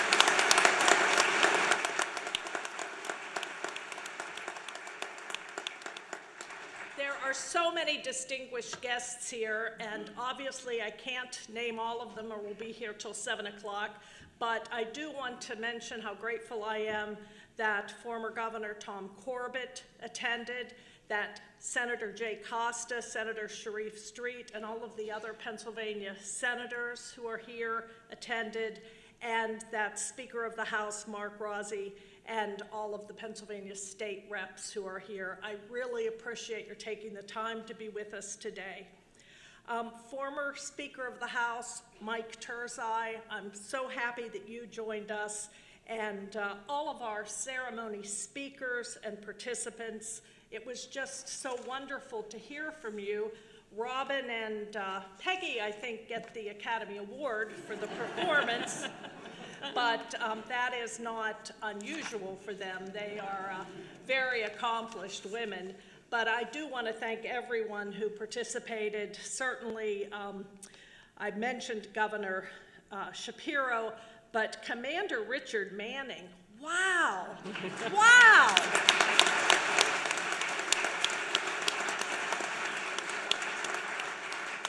He is not your average sheriff. He both entertained us with the bagpipes, which meant so much to me. I tried to draw the line between it becoming too theatrical and becoming circus-like. I think I stayed on the right side of the line, but the bagpipes added so much, and I truly appreciate Commander Manning's talent. And then, of course, his national anthem rendition was just beyond words. Thank you so much, Rick. Rick's father, Judge Jeff Manning, is a longtime friend of Steve and of me, and he, I'm sure, is just so proud of everything his son has accomplished. I'd like to thank our court crier, Brian Minner, who always does a beautiful job, and of course the Pennsylvania State Police Ceremonial Unit. That was very, very impressive and very meaningful to me. Chief Justice Emeritus Tom Saylor, thank you for presiding. That meant a great deal to me to have you here today. Thank you. I'd also like to acknowledge and thank Jeff Moulton, our court administrator. As Chief Justice Saylor mentioned, Jeff is a former Superior Court judge and now our state court administrator, and he obviously is a great MC as well. So thank you, Jeff. Pastor Brown, thank you for coming today and for delivering that very inspirational invocation. McKenna, who delivered the Pledge of Allegiance, is our beautiful granddaughter, and we are so proud of you, McKenna. Thank you for being here and participating today. I'd also like to recognize other people who participated today. Dr. Andy Masich, who is about the greatest historian anyone could ask to speak. And I always tell Andy, if you had been my history professor, I would have majored in history. You're so good at this, and I really appreciate you taking the time. I'd like to thank Councilman Bobby Wilson for that wonderful proclamation, and I'm going to make the most of Debra Todd Day. To my dear friend, Judge Mary Jane Bowes from the Superior Court, and also the president of the University of Pittsburgh, Law School Alumni Association, thank you for your kind words. You're such an eloquent speaker, and it was an honor having you here. Jerry Lawrence, a great speaker, and one of my best friends in the world. I have to say, I always have drawn the parallel that Jerry Lawrence's grandfather, Mayor and then Governor David Lawrence, appointed Ann X. Alpern, the first woman ever to serve on the Supreme Court of Pennsylvania, and now Jerry and I are best friends. So I always got a kick out of that. Ken Gormley, president of Duquesne University, past president of the Allegheny County Bar Association. I loved your Harvard red colors. You looked like a cardinal, and not the bird, the religious one.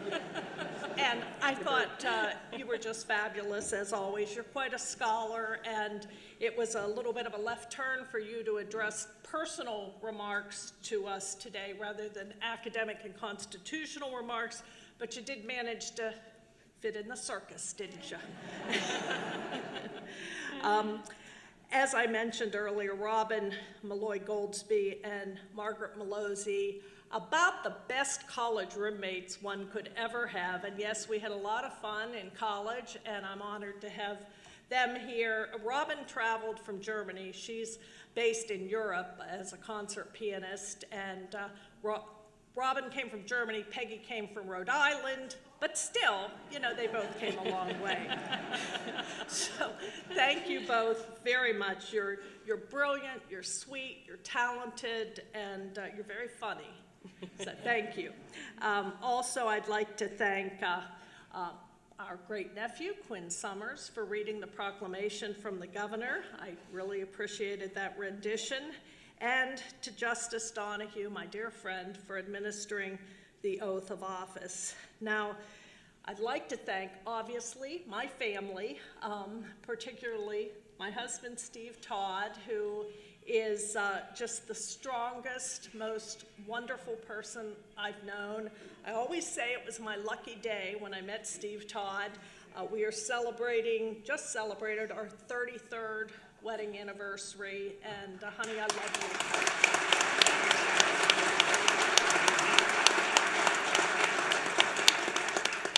I could not have done any of this without you. You know that, but I'll tell you anyway. Our son, Dr. Jason Todd, is here, and I want to thank him for doing the collaring with Alexandra. Jason's a professor at Xavier University in New Orleans, and he is really an amazing, accomplished young man, and we're so proud of him. Alexandra, obviously, you're the light of my life. Everyone knows that, and anyone who has ever met me knows about Alexandra because I can't stop talking about her. She's just a wonderful, sweet, amazing daughter, and I'm so happy that you found your niche as a broadcaster, a morning TV anchor. I'm sorry it's in South Dakota and not Pittsburgh, but you're young. It's going to work out. Finally, I would like to thank everybody who participated today. We're going to hear from Chase Upchurch, that's a great name for a church pianist, isn't it? Chase Upchurch. He is here, and he's an extremely talented pianist. He'll be playing the benediction along with vocalist Victoria Cush, who is an attorney here in Pittsburgh. So I have to thank all of them so much. You've really made this ceremony so meaningful to me. And for all of you in the audience, I wish I could mention every single person in the audience, because you're here because you're my friend. You're here because you helped us and supported me. And nobody does this alone. You cannot run for office, you cannot succeed in winning elected office without the help and devotion of many, many people. And I'm just overwhelmed that so many of you managed to make it here today. So thank you. To our former Chief Justice, retired Justice Ron Castile, who flew from Florida and then drove from Philadelphia. You know, so you get double points for that. I truly appreciate your making the time to be here. And of course, to my former colleague, Justice Seamus McCaffrey, who also flew up from Florida to be here. Thank you so much. It means the world to me to have you here as well. Justice Cynthia Baldwin and Justice and President Judge Emeritus of the Superior Court, Corey Stevens, are also here, along with all these beautiful appellate judges and common pleas court judges and magisterial district judges and United States District Court judges. You all look great in your robes. I loved watching you, and I'm so heartened that you came here to support me, and I thank you very, very much for your friendship. I am not going to give a long speech, so that's good news, I hope. I did just want to tell you that I am a proud product of Elwood City, graduate of Lincoln High School class of 1975. And I'm so thrilled to have some of my classmates from Lincoln High School here with me today. I owe much of my success to my Lincoln High School classmates because in my senior year, they voted me most likely to succeed, and I never wanted to let them down. So thank you. Abraham Lincoln once said, "I'm a success today because I had a friend who believed in me, and I didn't have the heart to let him down." And how true those words are. Never underestimate the value of a kind word or a vote of confidence. As I was growing up, I was blessed to have the unwavering support of my parents, Harry and Blanche McCloskey. They did not live to see me become a judge, but they are ever present in my heart and in my memory. They were the most loving, inspiring, and supportive parents that anyone could ever hope for. My mother was the sweetest, kindest person in the world, and she was a very strong woman. She encouraged me in every endeavor I ever had. Her faith and her strength have been my inspiration, and she was a model for the mother I was to become. I often look back to my childhood in the 1960s and the 1970s and think how remarkable my father was. Indeed, he was a man ahead of his time. My dad was a steel worker at J&L in Aliquippa, and he was an avid and accomplished sportsman and coach. Yet, for all of his efforts in athletics, he was somehow rewarded with 3 daughters who had absolutely no athletic ability. Nevertheless, he took great pride in each of us and reveled in our academic and musical accomplishments. He attended every parade and dance recital and choir concert and theatrical performance, and he truly believed that his 3 daughters, Mary, Nancy, and Deborah, were the best things since sliced bread. He took great pride in every time one of us was mentioned in the Elwood City Ledger. I was concerned at some point as a teenager that my dad was disappointed in the total void of athletic accomplishment among his progeny. So I once offered to try out for the girls' varsity basketball team. My dad had coached, among other things, girls' basketball for decades. Ever the realist, however, with a full appreciation for my limitations as well as my potential, my dad advised me not to attempt the team. Truth be told, he said he was afraid I would hurt myself. So I prudently heeded his advice and went on to less athletic and more academic pursuits. In a time period where it was still very, very common for young girls to limit their choices to more traditional paths, my parents, a steel worker and a homemaker, counseled me and my sisters that for our futures, the sky was the limit. They constantly encouraged our academic pursuits as well as our volunteerism and community involvement. My sisters took that lesson to heart. My sister Mary Johnston, who is here with my wonderful brother-in-law, Bruce Johnston, became a first-grade teacher in York, Pennsylvania, a career she enjoyed for 35 years.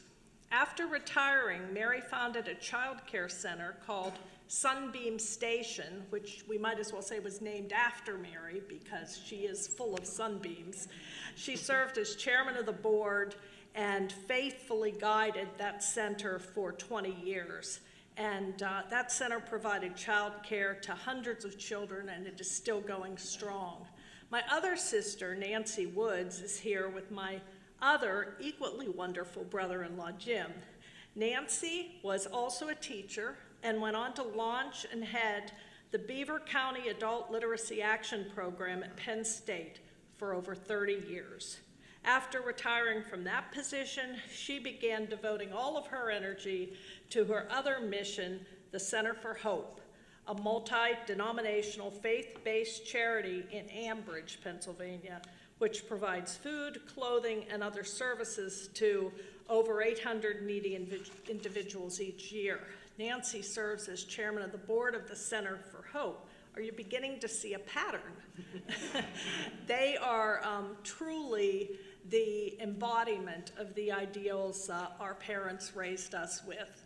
I chose a different path. I went into law largely because I became a file clerk at age 12 for a a lawyer in my neighborhood, Jim Keller, and he and his wife, Beverly, encouraged me at a very young age to pursue the goal of becoming an attorney at a time where, truthfully, I didn't even know women could become attorneys. I only knew one attorney, and that was the person I was working for, and the person I knew on television, Perry Mason, and so it was my expectation that men became lawyers. But they encouraged me, and really I owe them such a debt of gratitude for guiding me and for taking an interest in my future. My enthusiasm for a legal career grew with each passing year. In my 9th grade civics class, when you have to write a paper on your career, I wrote my paper that I wanted to be a lawyer, and I drew a little law office with a door that said, Deborah Ann McCloskey, attorney at law. So I was convinced then that this was where we were headed. So I have so many people to thank for encouraging me along the way, mostly my husband, Steve, who I mentioned, who's always by my side. Steve is an accomplished attorney who had parallel legal careers. He served in the U.S. Army Judge Advocate General Corps, rising to the rank of colonel. I am very proud of Steve's 29 years of military service, and I'm privileged that he and I have been able to work together to encourage our veterans courts throughout Pennsylvania. So thank you for your service, Steve.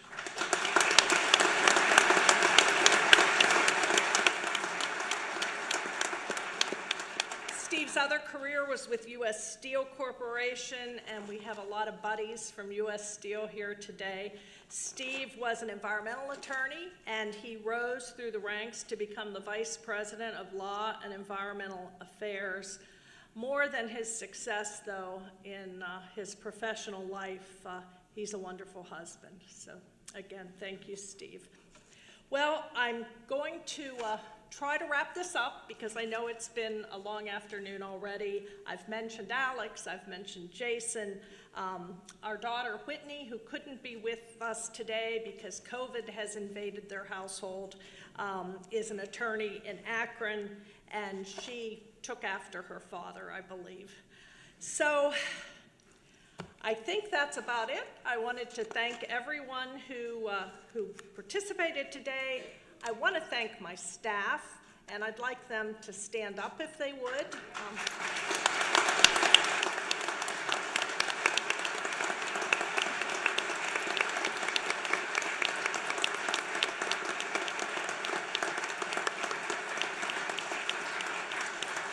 Thank you all so very much. When I say I couldn't do this without you, I literally mean I couldn't do this without you. So thank you.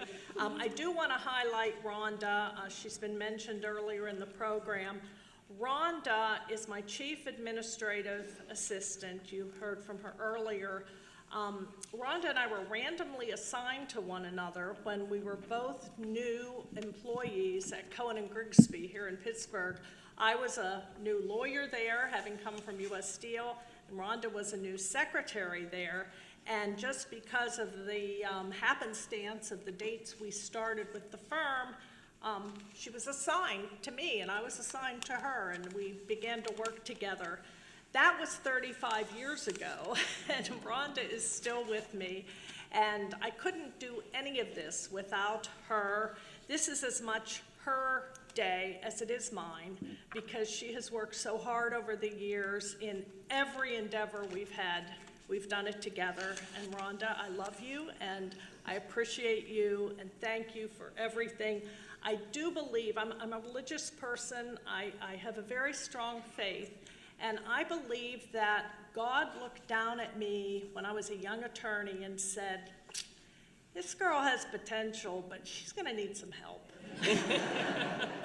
And that's how Rhonda came into my life, to make sure I stayed on the right track and to organize everything we ever did. My other staff members, I'm not going to mention you all, my chief of staff, Sean Winters, and all of you. I just appreciate so much everything you do for me every day. So let me just close by saying that I'm really grateful for all of the women who came before me, who helped us achieve the point we are today, where Justice Donahue and Justice Mundy and I can serve as 50% of the Supreme Court right now. It's those women's shoulders on whom we walked, and we really owe them a debt of gratitude. I am also very proud of our whole court.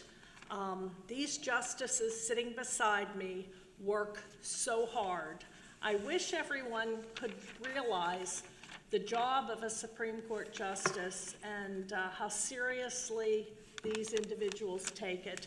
These are the finest judges you could ever work with, and I'm just so proud to be a colleague of each of them. As judges and justices, we uphold the rule of law.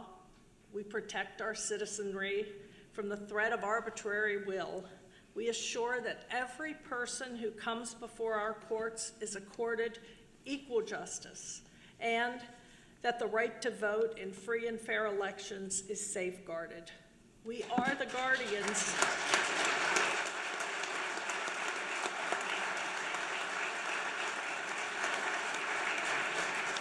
We are the guardians of our Constitution, and I can assure you nothing is more important to us than that.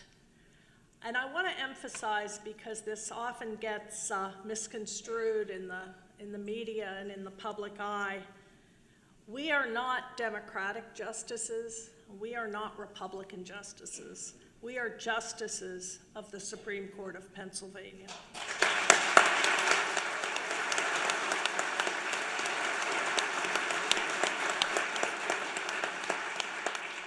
I want to end with just a brief word to young women who are pursuing careers in law.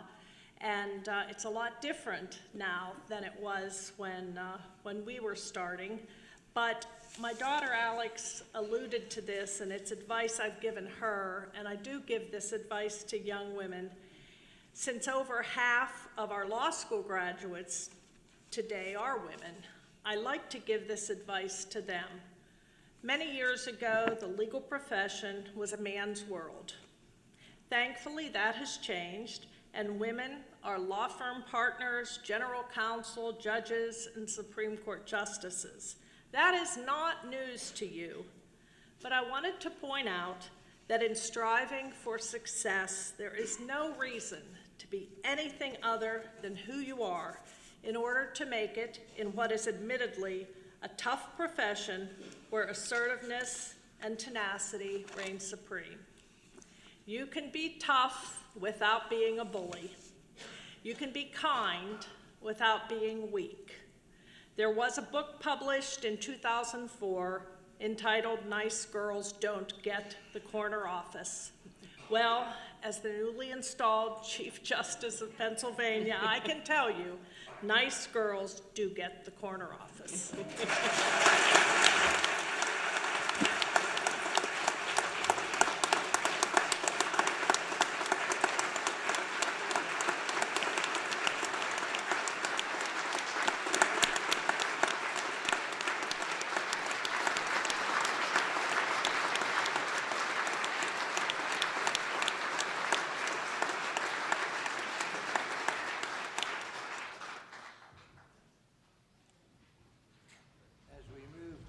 Toward conclusion, and as per tradition, we'll call upon the justices for a few brief remarks, starting with Justice Robson. This is not a roast, Justice Brooks. This is actually my first chance at doing this, so I thought it was a roast. I'll revise my comments, Chief. I think Alex really said it well. Wow. I just can't think of a better word. I mean, you know, Chief, just look out at all these people that are assembled today to celebrate your life, your accomplishments, your career. It's a testament to you. So, you know, congratulations. Congratulations to Steve and the entire McCluskey Todd family. I know you played a part in the success that the Chief has had, that she loves all of you, and I can really feel the love that you have for her, so congratulations. This is a moment for you as well. I did take copious notes from the speakers, so I can assure you there is fertile territory to explore during the reception about the Chief's life and accomplishments. When Alex mentioned the circus, I leaned over to Justice Wecht and wondered whether it was a metaphor. But then President Gormley cleared that up for us, so I thought that was good. I also think your fire twirling skills should come in handy as Chief Justice, so that should work out well for you as well. But you know, my final point is, we've heard a lot about this first, and this first is certainly worth celebrating.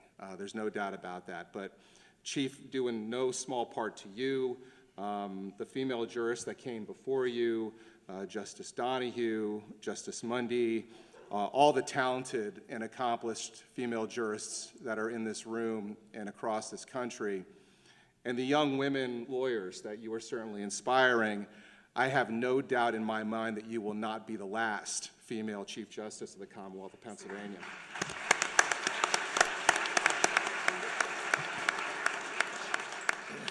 But I will say this, there is only one you. And looking back on my career someday as a Justice of the Supreme Court, I will get to say that I served with the one and only Chief Justice Debra Todd. So congratulations.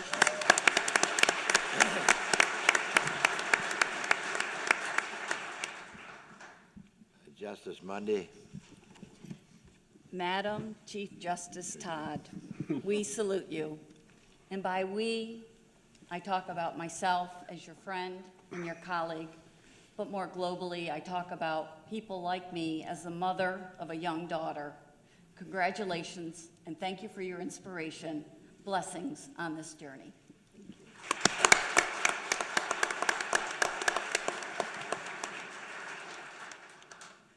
Justice Wecht. Thank you, Chief Justice Emeritus Saylor, in the first hour of my remarks. It's an honor and a privilege to be here and participate in the Debra Todd roast. I know now we can. I realize that there's very little that stands between me and the reception, so I'm going to be brief. I've been friends with Debra Todd now for about 30 years, going back to her days at the fine firm founded by Chuck Cohen and Bob Grigsby. And like many in the room, I recall those big shows at the Bench Bar Conference and how great Chief Justice Todd was. I mentioned to a reporter recently that amazing duet with Judge Kevin Flaherty from the Phantom of the Opera one year, and all the great performances that Debra engaged in, and it was because of her reputation as a great operatic singer that from time to time on the campaign trail, she was commanded at the whim of whatever chairperson was presiding to have to perform and sing. And that was a fun tradition because in '97, when Chief Justice Todd was running for Superior Court, I was running for Register of Wills, so I got to not only hear her speak frequently, several times a week, but hear her sing on a frequent basis as well. And of course, Alex was a little girl then and was lovely then as she is lovely now. And someday we'll all be able to say that we knew her when she was still struggling through the blizzards of the Dakotas on her way to Good Morning America or the Today Show or whatever she's going to be anchoring someday. And I want to say that mention has been made of Chief Justice Todd's authorship of the League of Women Voters majority opinion, which she authored as the senior justice in the majority on that case, and the seminal historical importance of that case. And all of you, I'm sure, are familiar with, and many of you have read closely the Chief Justice's opinion in that case. What you see is the tip of the iceberg. You don't see what's under the surface of the water and the role she played a better metaphor than the iceberg would be a water polo game where you see the play above the water, you don't see the kicking and the gouging underneath the water. And it's a tribute there, as in so many cases and so many matters over the years and the decades, that Chief Justice Todd comports herself with integrity and kindness and generosity, as well as legal acumen and brilliance. And I'm confident that in years to come, history will record the critical role that she has played and will continue to play on this historical Supreme Court. Thank you for allowing me to be here and participate, Chief Justice.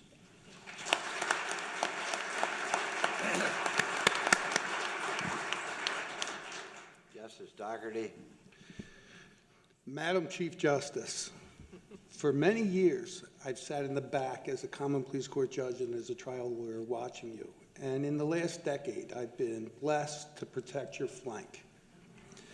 I guess the key to your successful leadership has been your gentle influence as opposed to a rough form of authority. I've noticed that through our years on this court, your influence on our court has gathered our complementary strengths, skills, and experiences. And it has created an it has created an effective force for good government. For that, I think not only we, your colleagues, are blessed, but I really do believe the people in Pennsylvania have no understanding yet of what a force you will be. Interestingly, it was the electoral process that brought us together as colleagues. But I'd have to say, it's been our breaking of bread. It's been your compassion. It's been our unified laughter when we're all together that I kind of feel, along with my admiration and respect for you, that has become more than that. It's a true friendship. I have to tell you, for your years of friendship, for your years of counsel, past and yet to come, I thank you and I salute you with a full heart. Thank you. Congratulations.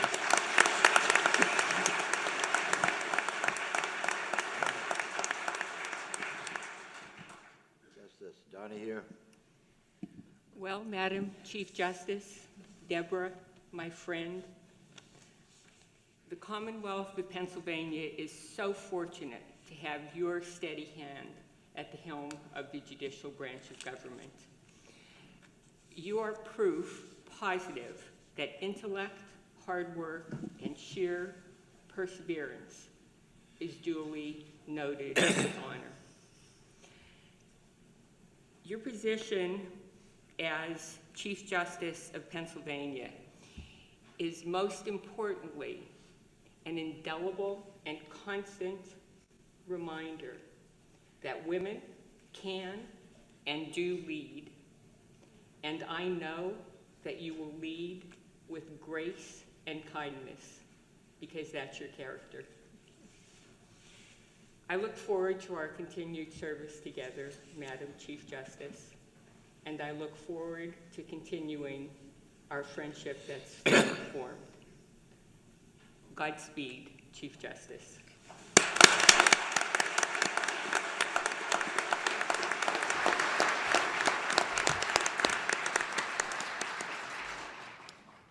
Thank you, Justices. I now want to introduce, as the Chief has already mentioned, Pittsburgh attorney and soloist Victoria Cush and Chase Upchurch for the presentation of the benediction on Eagle's Wings.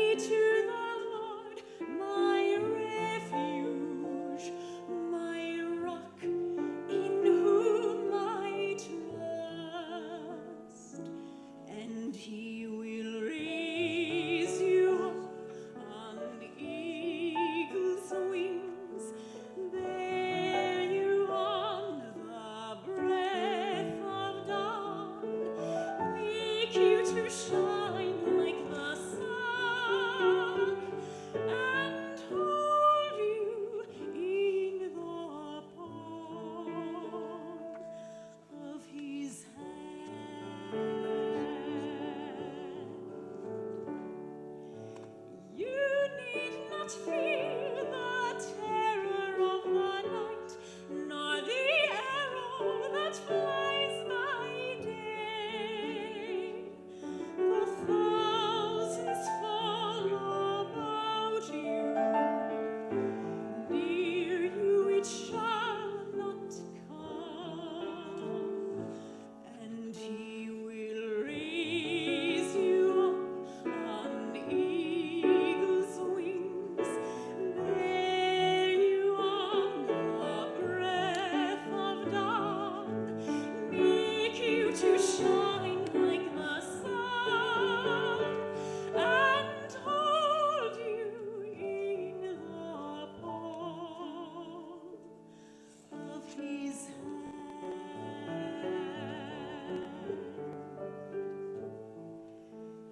For to his angels he's given a command to guard you in all of your ways.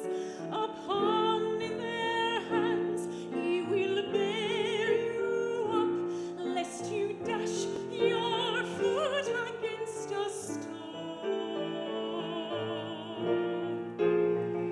And he will raise you up on eagle's wings, bear you on the breath of dawn, make you to shine like the sun, and hold you, and hold you.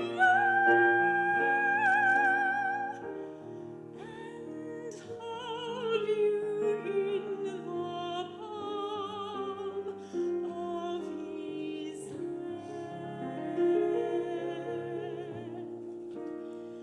of his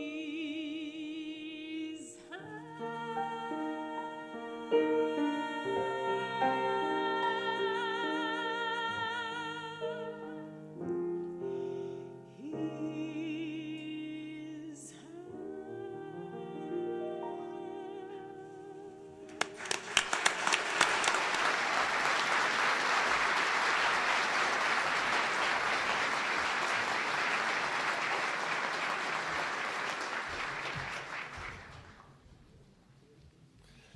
I ask that you all rise as the justices of the Supreme Court of Pennsylvania recess.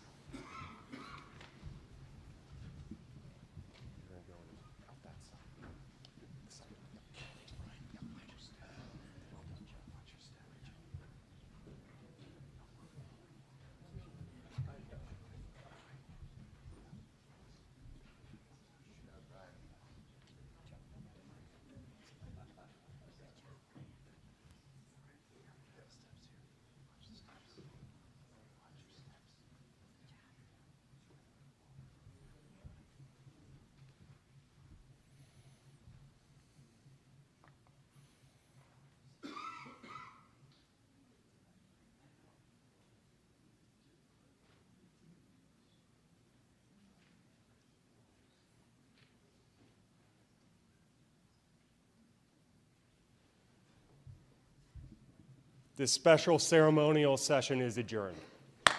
Thank you.